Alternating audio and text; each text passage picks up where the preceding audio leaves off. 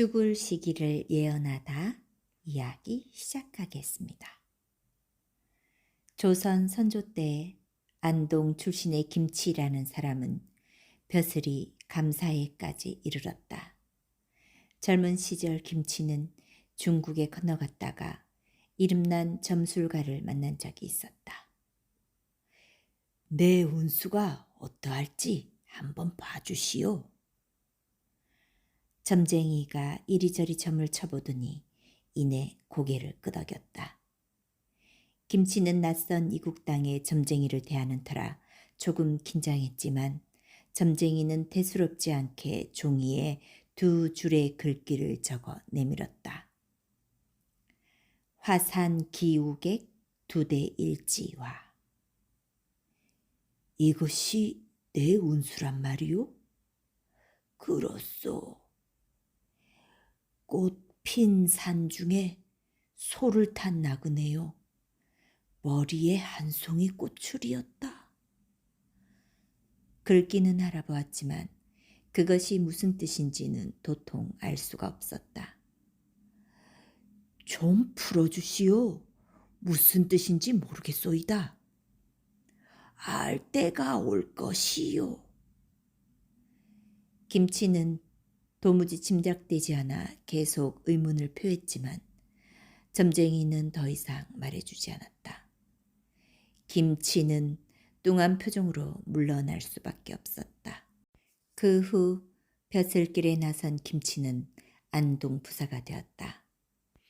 그때 학지를 심하게 앓았는데 이런저런 처방약을 여러 날 동안 앓고 나서야 겨우 몸을 움직일 수 있었다. 아이쿠, 정말 큰 고생을 치렀네. 그러나 안도하기가 바쁘게 얼마 지나지 않아 또다시 학질에 걸렸다. 허허, 이거야 원. 이 번번이 무슨 조화란 말인가? 이번에도 김치는 끙끙 앓고 나서 무진 고생을 겪고 나서야 겨우 회복할 수 있었다.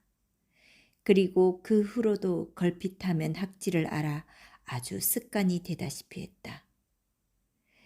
아무래도 이렇게 번번이 학질을 앓는다는 것 예산 일이 아니야.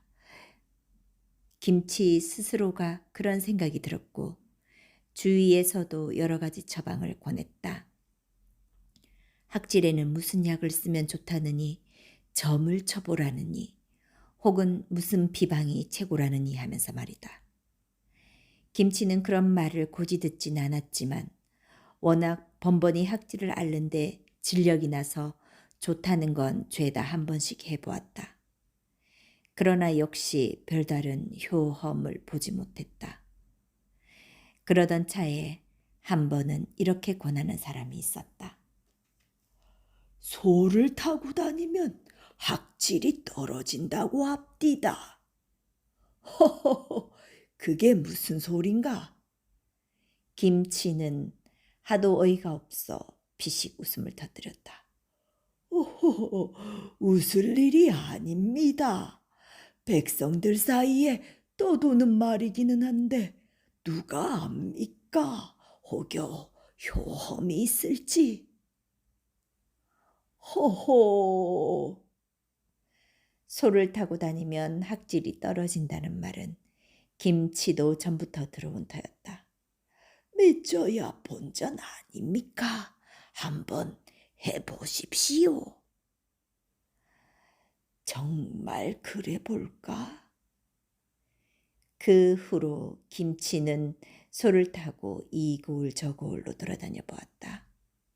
소를 타고 다니자 풍류도 좋았고 때마침 봄날이라 산과 들의 꽃이 만발하여 한가로운 구경거리로 그만한 것도 없었다. 그러나 혹시나 했던 그런 행동도 아무 소용없게 김치는 또다시 학질에 걸려 어느 고을에서 쓰러지고 말았다.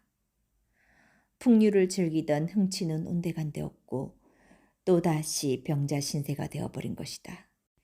그 고을의 수령은 김치에게 약을 타려주고 기생들을 붙여 정성껏 병고안을 해주었다. 그날도 끙끙 앓던 김치는 문득 이마에 선뜻함을 느끼고 눈을 떠보았다. 머리맡에 기생이 쪼그리고 앉아 그의 이마를 짚어보고 있었다. 좀 어떠신지요? 김치가 몽롱한 눈으로 그 기생을 올려다보았다.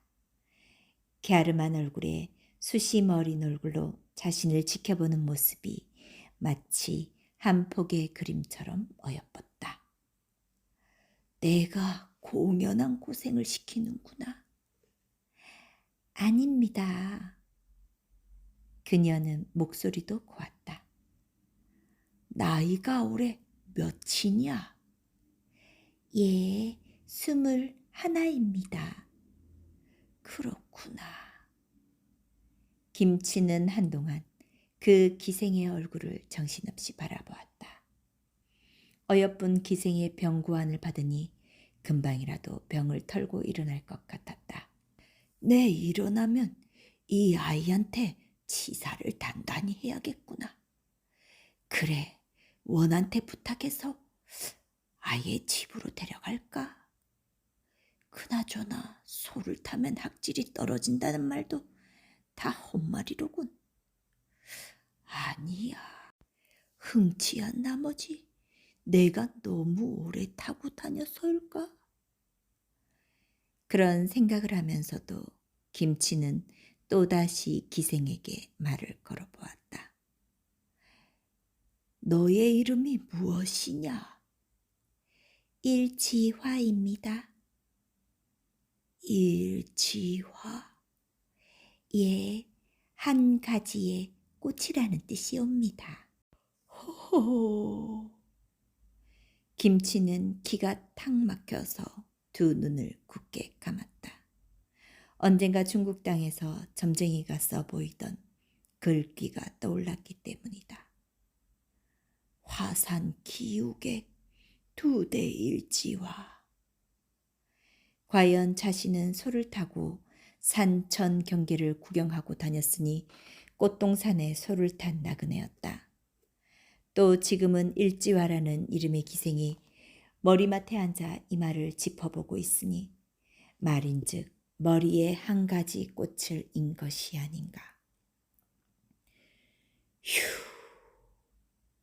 언젠가 알 때가 올 거라 하더니 그 글귀는 결국 내가 죽을 날을 예언한 것이었구나.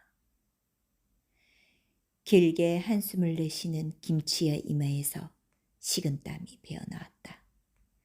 그는 너무도 신기하고 어이가 없어 한동안 입을 다물지 못했고 그 일이 있고 나서 얼마 후 갑자기 숨을 거두고 말았다.